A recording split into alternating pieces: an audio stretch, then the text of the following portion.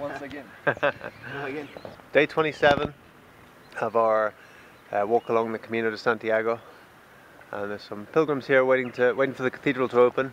We're just leaving Astorga, but I think we need to get going because we got a long walk today and we want to get there before dark. So we're going to start going. See you guys later. See you. Camino. Bye. Foncebadon. That's where we're going. Apparently we're going to Foncebadon. I find it very hard to pronounce. Buenos dias.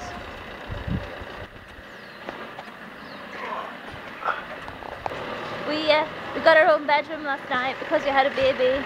There's often when we stay at albergs, if they have a small room, they'll give it to us because we've got the baby. So the indigo baby. It's always nice. 25 kilometers uphill. I'm really not sure we can do this. But apparently if you don't, it's torture the next day because you have to walk it the next day. I had nightmares last night. I've been having nightmares quite a lot recently, which is very unusual for me. I very rarely have nightmares. And I believe it's from sleeping in the bed that other people have been sleeping in. When you've been somewhere, there's been like a residual of your energy there, your thoughts, your feelings. And so I've been sleeping in beds, we've been sleeping in beds that other people have been sleeping in those beds, so there's a residual of their energy there, their thoughts, their feelings. And so then in sleep, when we become more vulnerable, that gets kind of soaked into the mind and gets entwined in our own thoughts and feelings. So that's my feelings on that one. I don't think it's got anything to do with the 50 kilometers of mountain range we've got to tackle in these next 2 days. Today we kind of got to walk 25 kilometers to get us halfway up the mountain. Otherwise tomorrow we've got 28 kilometers to get over the mountain, and you have to walk that because there's nowhere in between to stop. So that's a good incentive for us to keep going past the 20-kilometer mark where we could stay tonight, but then we've got a huge walk tomorrow if we don't walk 25 kilometers today. So I think we're going to do it. We were told by the hospitalero that, you know, we're going to be knee-deep in snow up there. I don't know, it's the temperature's more milder this morning. It's been raining earlier this morning, which, if it's been raining up there, it will have washed away some of the snow, and temperatures have warmed up, so we'll see.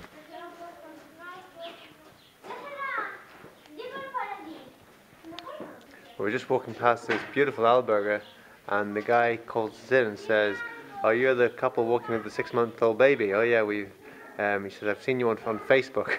You know, people have been putting pictures up of us on Facebook, and he's seen us there. And he says, "Oh, come on in for a cup of tea." So he invited us in and had a cup of tea. Very, very nice. Just little things like that are lovely. We're now well up into the hills. We've just walked for 10k up a steady incline. Light drizzle coming down. We're approaching Santa Catalina, which is where we had planned to go to yesterday, but didn't quite make it. Would have been a tough old slog at the end for sure. How you doing? I'm doing really good. Today I was just remembering all the beautiful people who we've met on our journey, and then I was remembering all the beautiful people that I've met just over the years in my life. All the wonderful people who add to your life, you know, and take you in different directions. Like me.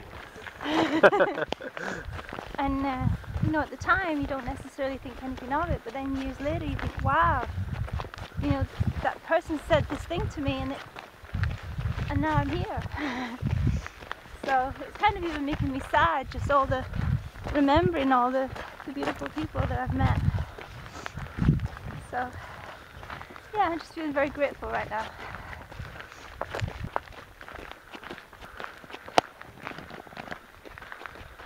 This is where we rested, the infamous backpack, for a while we had our lunch, changed Indigo's nappy and all that sort of stuff. This lone tree, no trees for miles, so we thought this would be a good place to stop. Other people obviously thought so as well. This big German guy great character. He looked like Rolf Harris actually. He had just come back from Fisterra. He'd walked all around the coast and he'd come back down again. And he said, oh, you must be carrying more weight because you got a baby. He says, how heavy is your backpack? And I said, 30 kilograms. He says, oh, 13 kilograms, that's not much. He says, I've carried 14 kilograms before. And so I said nothing. And then this Spanish guy says no, his backpack weighs 30 kilograms. And the guy just can't comprehend. He's like, 30 kilograms? It can't. And so this morning he came into my room and asked if he could pick it up. And he picked it up and put it back down again. He says, I don't know how you can do that.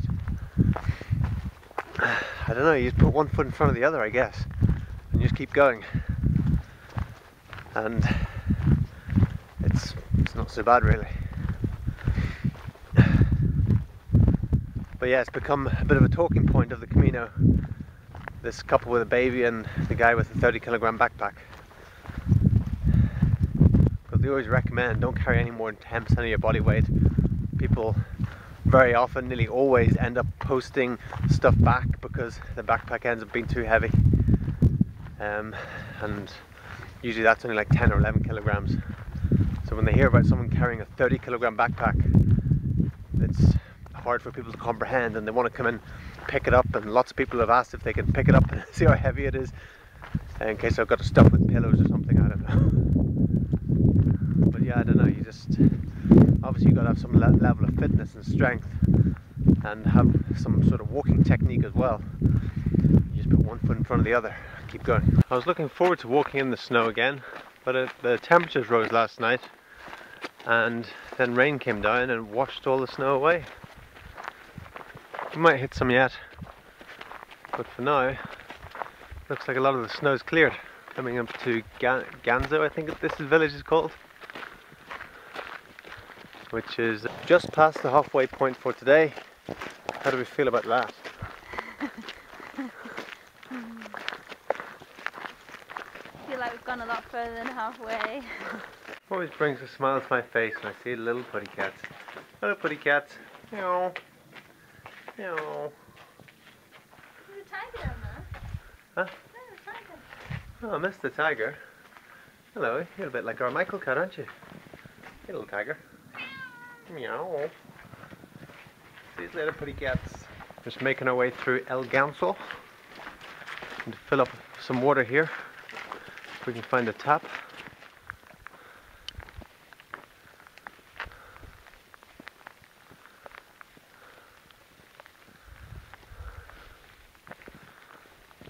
And just the feeling up here it's very magical.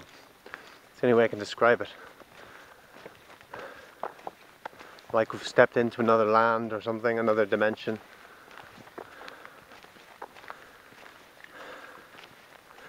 I have a wonderful feeling right now, a magical feeling. I don't know how else to describe it. Just a feeling of magical, miraculous miracles or something. Possibilities, endlessness.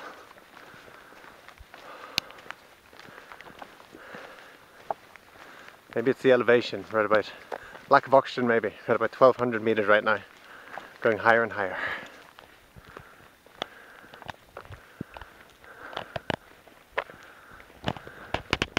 I think I've spotted the town we're going to, the village we're going to today in the distance, nestled into the hillside. Looks to be about 9 kilometers away. We have to go through another village before we get there. I think my judging distance is pretty good, and I think that's about 9 kilometers, so that's the one we're heading to. So we'll go through another village before we even get there. But the rain's washed all the snow away. I'm almost upset about that. We bought gaiters and everything. I wanted to be crunch, crunch, crunch through the snow. But hey, you know, sometimes you gotta be careful what you wish for. You might get a big dump tonight, you never know.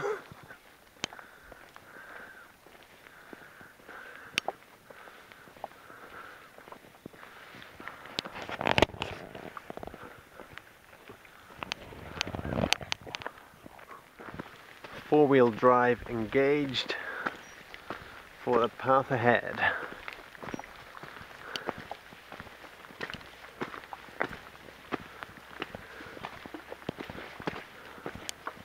There's this interesting phenomenon in human psychology where when one person does something, it starts a trend.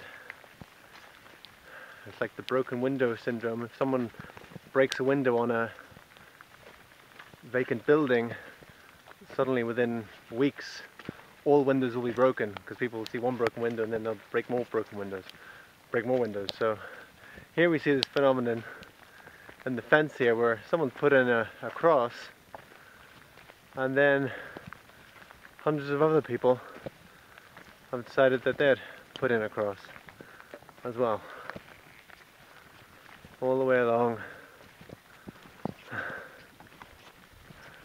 Interesting. At the 20-kilometer point, Victoria is about to get overtaken by a guy from Chile. Come on, honey, pump those legs, pump those arms. It's turned into a very wet day. We're just pulling out of Rabanal. We stopped there for a cup of tea. There's been 5 different places over, or maybe 3 or 4 different places open. It's only a small village. In contrast to where we were a week ago, we're going to a village, and there'd be nothing open. So going to a small village like that, it's nice to see things open. It's a Sunday evening as well, so a lot more prosperity once you get past Leon than before Leon, I find. It's pouring with rain now, but we've only got 5k to go, so even if we get wet and damp and whatever, we'll be able to dry off very soon. Another hour. If we can do that without a break, it'll be nice.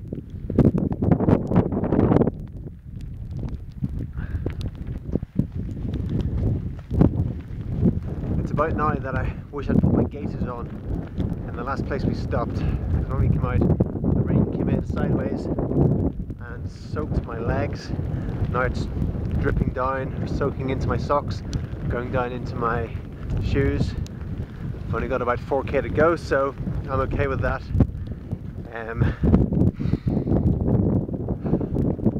Indigo is well wrapped up. He's completely covered by the poncho. I can't get mine zipped up because my bag is so big and I've got a sleeping bag attached to the back of it. So that's my bag, and the sleeping bag is staying dry, but the front of me is completely soaked. But again, it's okay because I've only got 4k to go and then I can dry out all my gear. Victoria is actually feeding Indigo at the minute on the move. How amazing is that? So cool.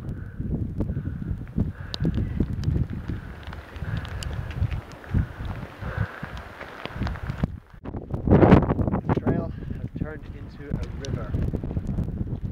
Walking up a river currently.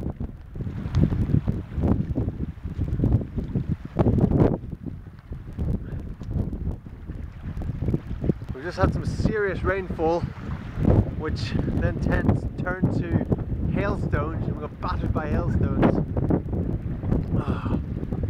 It's turned into a pretty epic day. We're like right up inside the clouds right now. We've only got about less than 2k to go. Indigo's asleep, he's warm, he's dry, it's cool. And today's turned into a real adventure.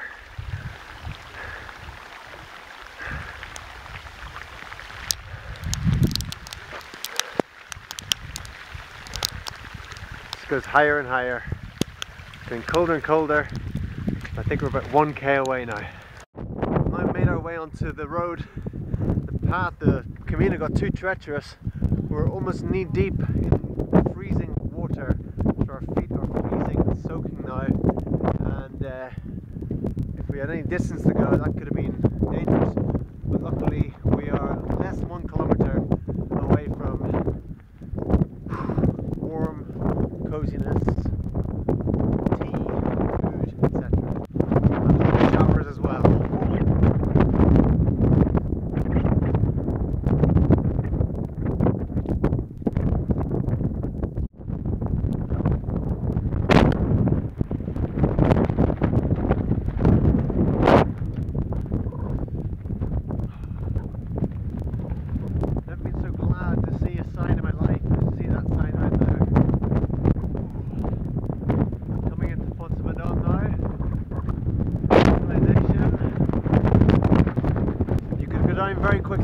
weather. It's very windy, very cold now, wet. Here's the albergue here. There's a light on. That's a great sign. Let's see if this is it.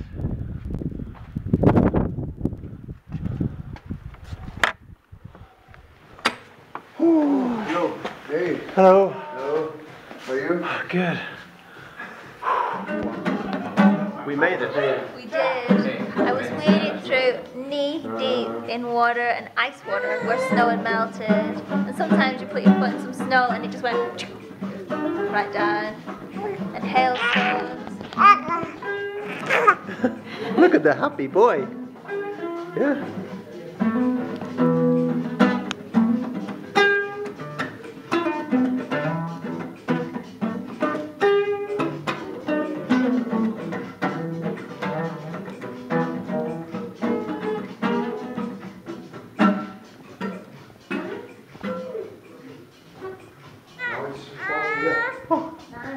Yeah. What was that place you stayed at, Matthew? Hornea, did you stay in Hornea? Yeah. The albergues just get better and better. This is awesome. We're so happy to be here. We are in Foncebadon, a special place in French Way, and today arrived one special family, Matthew, his wife, and a child, very, very nice, Indigo. He's very, very lovely, Indigo, and I feel happy to meet these special people in the way. Well, nice to meet you, and buen camino.